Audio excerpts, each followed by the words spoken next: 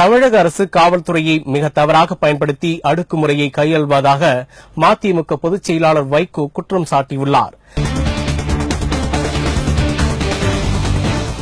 நெல்லை மாவட்டம் பாளையங்கோட்டையில் செய்தியாளர்களிடம் பேசிய மதிமுக பொதுச் செயலாளர் வைகோ, கதிராமங்கலம் போராட்டம் நியாயமானது என்றார். பேராசிரியர் ஜெயராமன் மீது காவல்துறை பொய் வழக்கு தொடுத்துள்ளதற்கும் மாணவி வளர்மதி மீது குண்டர் சட்டம் பதிவு செய்யப்பட்டு இருப்பதற்கும் கண்டனம் தெரிவித்தார்.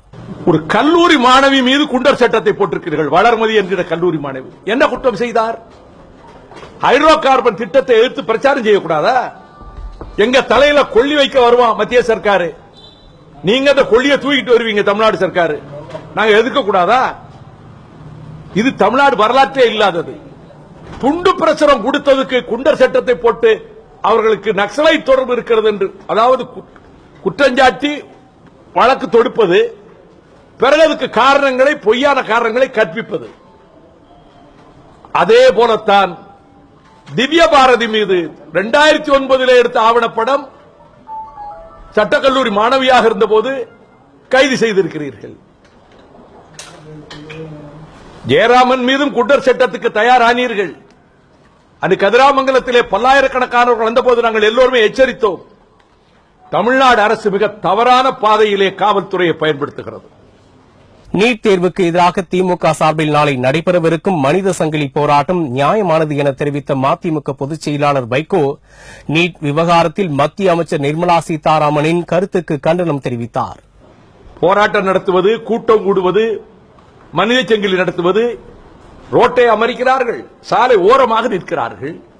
மக்கள் கொதிப்பை, லட்சோப லட்சம் மாணவர்களினுடைய எதிர்காலத்தை பாதுகாக்க வேண்டும் என்பதற்காக இதற்றையெல்லாம் கண்டுகொள்ளாமல் மத்திய அரசு இருக்கிறது.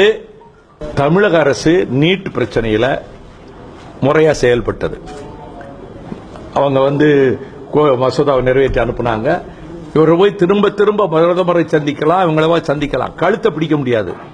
ஆனா இது ஒட்டுமொத்த தமிழகத்தின் கோரிக்கைங்கிற எண்ணமே இல்லாம நாங்க அப்படித்தான் செய்வோம், நாங்க இந்த திட்டத்தை கொண்டு வருவோம்னா இதுல எவ்வளவு பெரிய பாதிப்பு தமிழ்நாட்டுக்கு வருதுங்க பற்றி கொஞ்சம் கூட கவலைப்படாத மத்திய சர்க்கார் இந்த பிரச்சனையில் குற்றவாளி.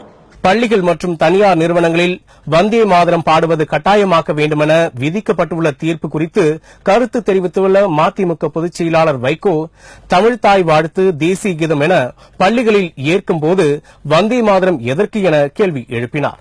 என்னை பொறுத்த அளவுல தமிழ்தாய் வாழ்த்து இருக்கும்போது இது எதுக்கு சொல்லணும்? பள்ளிக்கூடத்தில், காலேஜில், தொழிற்சாலையில் என்ன அவசியம்? அதுக்கு என்ன தேவை? முதல்ல இந்தியா ஒன்னா இருக்கணுங்கிறதுக்காக சொல்றீங்கல்ல, மத்திய சர்க்கார் போற போக்கில பார்த்தா இந்தியாவை நீங்க வந்தே மாதரங்களால ஒண்ணாக்க முடியாது. இந்த சந்திப்பின் போது நெல்லை மாவட்ட மாநகர் மாவட்ட செயலாளர் KMA நிஜாம், புறநகர் மாவட்ட செயலாளர் திமு ராஜேந்திரன் உள்ளிட்ட நிர்வாகிகள் உடனிருந்தனர்.